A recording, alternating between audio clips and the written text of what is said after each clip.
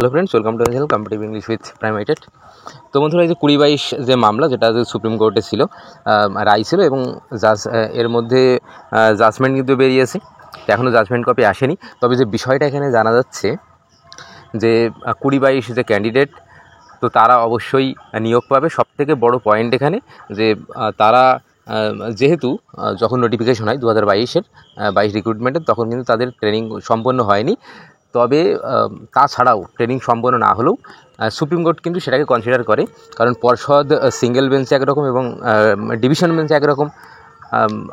আবার সুপ্রিম কোর্টে, তাহলে কলকাতা হাইকোর্টে এবং সুপ্রিম কোর্টে তো দুইবার দুই রকম স্ট্যান্ড নেওয়ার কারণেই সিঙ্গেল বেঞ্চে প্রার্থীদের দিকে স্ট্যান্ড নেয়।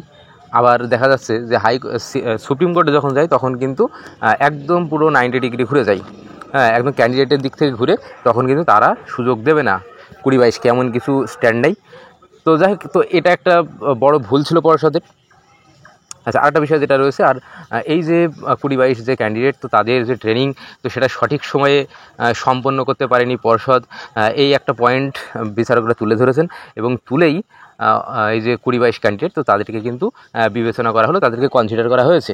এখন সবথেকে বড় যে প্রশ্নটা রয়েছে সেটা হলো, তাহলে এখানে 20-22 ক্যান্ডিডেট টোটাল যা ছিল, খুব সম্ভবত ক্যান্ডিডেট অনেকটাই বেশি ছিল, প্রায় 2900-এর কাছাকাছি, মানে 2500-এর উপরে। তবে ভ্যালিড যে ক্যান্ডিডেট সেটুকু যেটা জানা যাচ্ছিল যে 1900 মতো। তো যাই হোক, তো এই যে এখন এটা একটা প্রশ্ন। আর এই যে মামলাতে 20-22 মামলাতে 960 জন মতো রয়েছে, যে যারা রয়েছে পিটিশনার।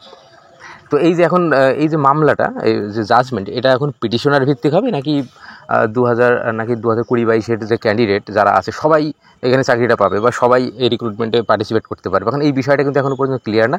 তবে যারা মামলাকারী রয়েছে, যারা পিটিশনার রয়েছে, তো তাদের কিন্তু একদম ভবিষ্যৎ উজ্জ্বল, এটুকু কিন্তু বলাই চলে।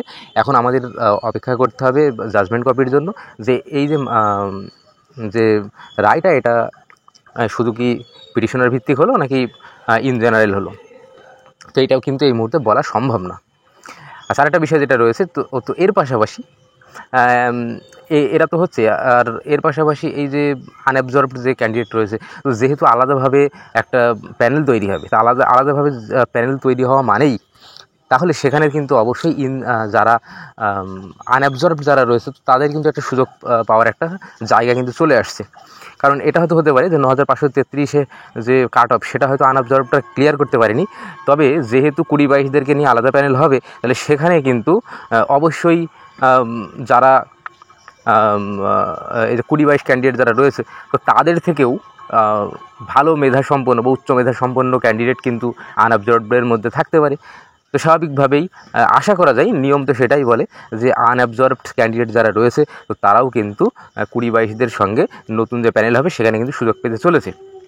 আর তার পাশাপাশি 5% যে ক্যান্ডিডেট যারা রয়েছে, তো তাদেরও কিন্তু একটা সুযোগ থেকে রয়ে যাচ্ছে। তো এখন দেখা যাক শেষ পর্যন্ত কী হয়। আর এনআইএস তো আছেই, কারণ এনআইএসদেরকেও কিন্তু অ্যাকোমোডেট এই ভ্যাকেন্সি থেকেই করতে হবে, নাকি পর্ষদ কী করবে সেটা কিন্তু পর্ষদের বিষয়। তখন দেখা যাক শেষ পর্যন্ত কী হয়।